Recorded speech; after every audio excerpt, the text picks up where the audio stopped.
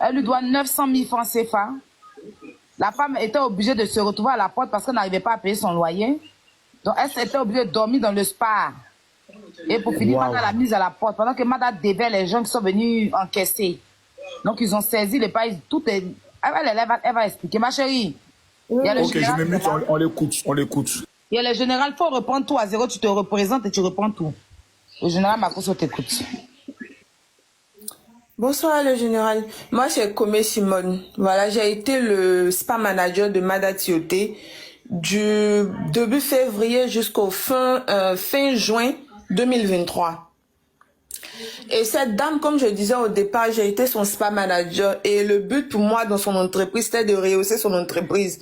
Elle avait déjà ouvert son spa, je crois, un an avant, bon, presque un an avant de me recontacter pour une deuxième fois.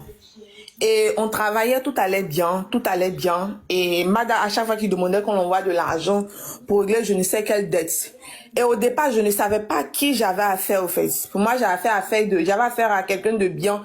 Mais je me suis rendu compte que je m'étais mis dans une trou qui n'avait pas de tunnel au fait. Voilà. Cette dame-là, au départ, c'est vrai que quand je travaillais là-bas, d'autres diront que tu travaillais là-bas au départ, elle te payait pas bien, mais pourquoi est-ce que tu es resté? Je suis restée parce que pour moi, quand une entreprise ne va pas bien et qu'on envoie quelqu'un pour rehausser les choses là, le but c'est de apporter satisfaction à sa patronne ou à son patron, tout et tout. Mais apparemment, je me suis fait avoir au fait. Et cette dame-là, comme je disais, qui demandait à ce qu'on envoie de l'argent, donc du coup, il n'y avait plus rien dans la caisse. Et étant même là-bas, c'est un peu plus tard que je me suis rendu compte que cette dame était vraiment endettée. On avait reçu la visite des gars de Access Crédit où elle devait 52 millions. Nous, on fait signer des documents. Et un pasteur qui lui doit 20 millions.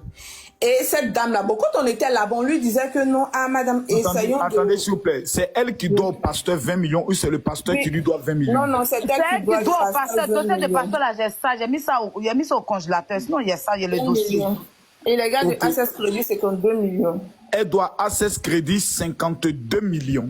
En fait, je t'explique pour le pasteur, là, je vais expliquer comme tu es là, Makosso. Tu as vu l'immeuble en question?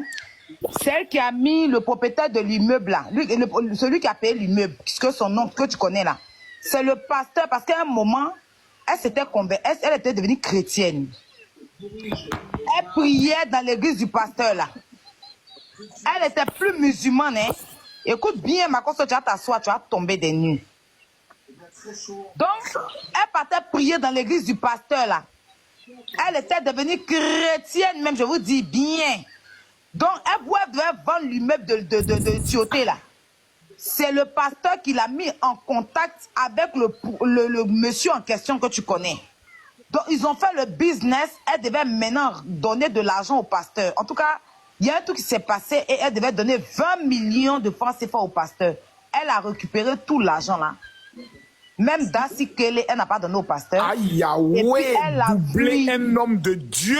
Elle n'est jamais revenue dans l'église du pasteur. En fait, elle était venue dans l'église du pasteur pour se jouer les chrétiennes, pour arnaquer même le pasteur.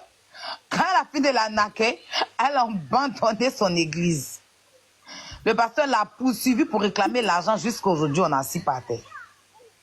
Ok, ma soeur, continue. Tu étais sur le crédit de Access. Allô?